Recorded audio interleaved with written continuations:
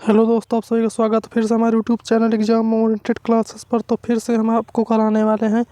आज हम आपको हिंदी के प्रैक्टिस सेट कराने वाले हैं, हिंदी के बेहतरीन क्वेश्चन कराने वाले हैं। तो सभी लोग अच्छे से करना ही नहीं, हिंदी के क्वेश्चन को बहुत ही हम बेहतरीन क्वेश्चन लेकर आए हैं। ठीक है, तो पहला क्वेश्चन हमारा है, माथा ठनकना का अर्थ क्या है। माथा ठनकना का अर्थ क्या है? उदास होना, नुकसान होना, सिर दर्द होना, शक हो जाना। तो इसका क्या है, इसका सही अर्थ क्या है? माथा ठनकना का अर्थ क्या है? उदास हो जाना, नुकसान हो जाना, सिर दर्द हो जाना, शक हो जाना। तो इसका जो करेक्ट आंसर हो जाएगा, इसका ऑप्शन हो जाएगा ऑप्शन डी, शक हो जाना। चलते अगले प्रश्न की तरफ हम। आसमान से बातें करना का अर्थ क्या है? पागल हो जाना, तेज दौड़ना, बहुत ऊंचा, बहुत परिश्रम करना। आसमान से बातें करने का अर्थ क्या है?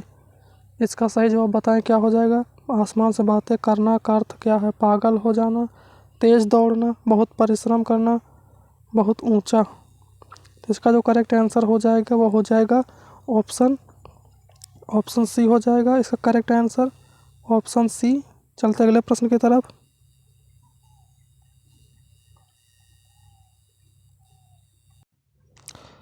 खो देना के लिए सही मुहावरा है। खो देना के लिए सही मुहावरा है, हाथ मलना, हाथ काटना, हाथ साफ करना, हाथ धोना। तो इसका सही जवाब बताएं। तो इसका जो करेक्ट आंसर हो जाएगा वो हो जाएगा ऑप्शन डी हो जाएगा इसका करेक्ट आंसर। इसका करेक्ट आंसर ऑप्शन डी हो जाएगा इसका करेक्ट आंसर, हाथ धोना। चलते अगले प्रश्न की तरफ हम। विरोध करना के लिए सही मुहावरा है, फिर काटना, कटाना, सॉरी यहाँ पर सिर काटना हो जाएगा, सिर काटना, कटाना, सिर चढ़ाना, सिर झुकाना, सिर उठाना। विरोध करने के लिए सही मुहावरा है, विरोध करने के लिए सही मुहावरा है। इसका सही जवाब बताएं। तो इसका जो सही जवाब हो जाएगा करेक्ट आंसर वो हो जाएगा सिर उठाना। सिर उठाना इसका सही जवाब हो जाएगा। तेली का बैल होना का अर्थ है, बुरी तरह काम में लगे रहना, काम करने में बहाना करना, मन लगाकर काम न करना, निर्धन होना। बताइए इसका सही जवाब, तेली का बैल होने का अर्थ क्या है? इसका जो करेक्ट आंसर हो जाएगा वो हो जाएगा बुरी तरह से काम में लगे रहना, बुरी तरह से काम में लगे रहना। इसका सही जवाब हो जाएगा, इसका सही जवाब हो जाएगा ये ऑप्शन सी हो, ऑप्शन बी ए हो जाएगा। ठीक है, चलते अगले प्रश्न की तरफ। कामकाज में कोरा होना का अर्थ क्या है? कामकाज में कोरा होना का अर्थ क्या है? काम समाप्त करना, काम करना, काम पुराना करना, काम ना जानना। तो इसका जो करेक्ट आंसर हो जाएगा वो हो जाएगा काम ना जानना, ऑप्शन डी, काम ना जानना। चलते अगले प्रश्न की तरफ हम।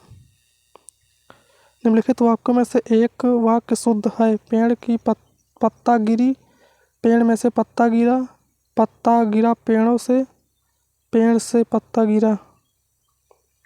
निम्नलिखित वाक्यों में से एक वाक्य शुद्ध है, बताइए इसका करेक्ट आंसर।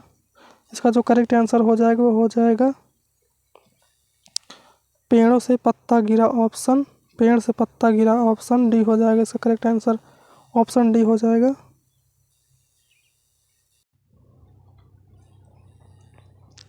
निम्नलिखित वाक्य में से कौन सा शुद्ध शब्द है, मतलब कौन सा शुद्ध वाक्य है? मैंने बाजार से सामान खरीदा, उसने बाजार नहीं जाना है। हम तो आपको बता दिए थे, मुझे अपने गुरु के ऊपर श्रद्धा है। तो इसका सही जवाब बताएं। मैंने बाजार से सामान खरीदा है, तो इसका जो करेक्ट आंसर हो जाएगा वो हो जाएगा ऑप्शन ए हो जाएगा इसका करेक्ट आंसर, ऑप्शन ए हो जाएगा। चलते अगले प्रश्न की तरफ हम। पीछे पीछे चलने वाले के लिए वाक्यांश के लिए एक शुद्ध शब्द है, मतलब एक शब्द है। पीछे पीछे चलने वाले के लिए वाक्यांश के लिए एक शब्द है, अनुचर, अनुगामी, अनुवर्ती, अनुगमन।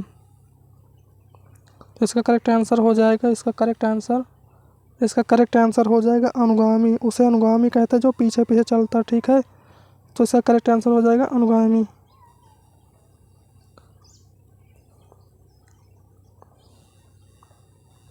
जिसका जन्म छोटी जाति में हुआ हो उसके लिए एक शब्द है अंडज, शूद्र, अंत्यज, अछूत। तो इसका करेक्ट आंसर बताएं।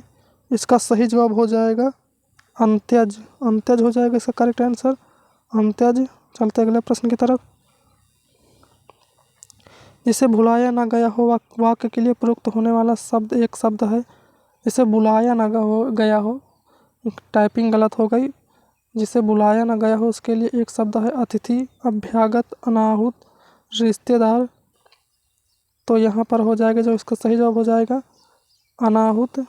यहाँ पर टाइपिंग एरर हो जाता है कभी कभी, तो यह इसका करेक्ट आंसर हो जाएगा ऑप्शन सी। चलिए इसका बताइए करेक्ट आंसर। अगले प्रश्न की तरफ। शांत रस का स्थायी भाव क्या होता है? शांत रस का स्थायी भाव क्या होता है, इसका सही जवाब बताएं। शांत रस का स्थायी भाव क्या होता है? तो इसका जो करेक्ट आंसर हो जाएगा वो हो जाएगा ऑप्शन डी हो जाएगा इसका करेक्ट आंसर, ऑप्शन डी। शांत रस का स्थायी भाव ऑप्शन डी हो जाएगा। चलते अगले प्रश्न की तरफ हम।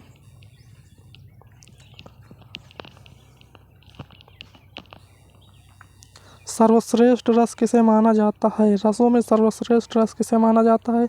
श्रृंगार रस, रौद्र रस, करुण रस, वीर रस। तो इसका सही जवाब बताएं क्या हो जाएगा। इसका सही जवाब क्या हो जाएगा? इसका जो करेक्ट आंसर हो जाएगा वो हो जाएगा ऑप्शन ए हो जाएगा श्रृंगार रस। श्रृंगार रस हो जाएगा इसका सही जवाब। चलते अगले प्रश्न की तरफ।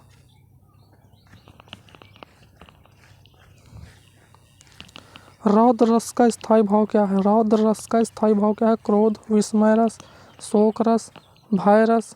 तो रौद्र रस का क्या हो जाएगा स्थायी भाव? रौद्र रस का स्थायी भाव हो जाएगा क्रोध रस हो जाएगा। ठीक है, क्रोध हो जाएगा। रौद्र रस का स्थायी भाव क्रोध हो जाएगा, क्रोध हो जाएगा। चलते अगले प्रश्न की तरफ।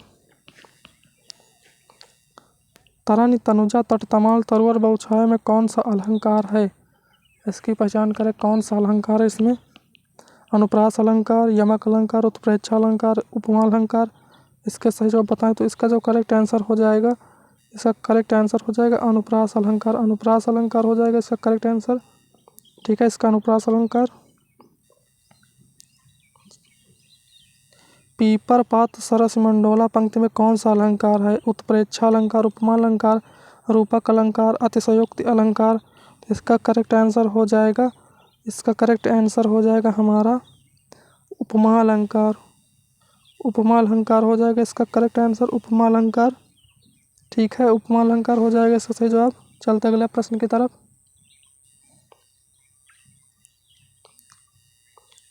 आकाश शब्द का विलोम क्या है? आकाश शब्द का विलोम क्या है? धरती, नागलोक, पाताल, समुद्र। आकाश शब्द का विलोम क्या है?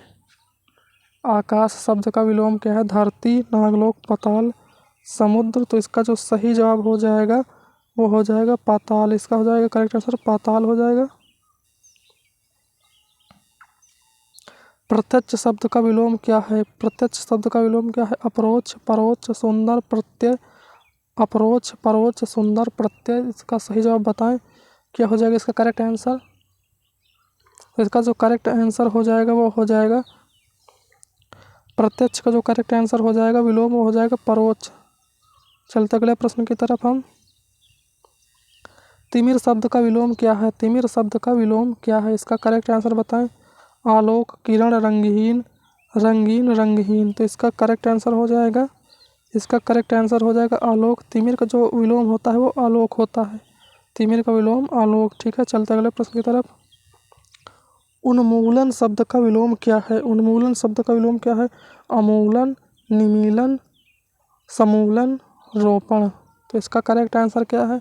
इसका करेक्ट आंसर हो जाएगा हमारा उन्मूलन। उन्मूलन का होता है हमारा करेक्ट आंसर रोपण। ठीक है, रोपण होता है इसका सही जवाब। रचना की दृष्टि से धातु के कितने भेद होते हैं? रचना की दृष्टि से धातु के कितने भेद होते हैं? 1, 2, 3, 4। तो इसका सही जवाब बताएं। इसका करेक्ट आंसर जो हो जाएगा वो हो जाएगा ऑप्शन सी हो जाएगा, यानी 3 होते हैं रचना की दृष्टि से धातु के 3 भेद होते हैं। चलते अगले प्रश्न की तरफ। क्रिया कैसा शब्द है? अविकारी, विकारी, विशेषण, इनमें से कोई नहीं। तो क्रिया कैसा शब्द है, इसका सही जवाब बताएं। क्रिया कैसा शब्द है? क्रिया का अविकारी विकारी विशेषण इनमें से कोई नहीं, तो इसका जो करेक्ट आंसर हो जाएगा वो हो जाएगा ऑप्शन बी हो जाएगा विकारी। तो जो क्रिया है ना, एक क्रिया विशेष अविकारी है, क्रिया अविकारी है। निम्न में से कौन सी सकारात्मक क्रिया है? दौड़ना, रूठना, मुस्कुराना, पीना। तो यहाँ पर जो ऑप्शन डी है ये है क्या सकारात्मक क्रिया, ठीक है, या सकारात्मक क्रिया, बाकी सभी आक्रामक क्रियाएं हैं।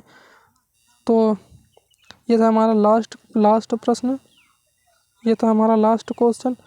अगर वीडियो आपको पसंद हो तो वीडियो को लाइक कर देना, चैनल को सब्सक्राइब कर देना। और अगर आपको ज़्यादा क्वेश्चन चाहिए तो हमें कमेंट बॉक्स में बताइए कि हमें ज़्यादा क्वेश्चन कराइए, हमें कितने क्वेश्चन कराइए। अभी हम इतने क्वेश्चन करा रहे हैं।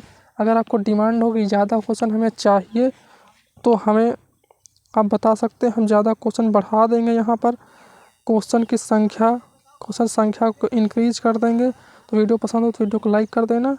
मिलते हैं अगले वीडियो में।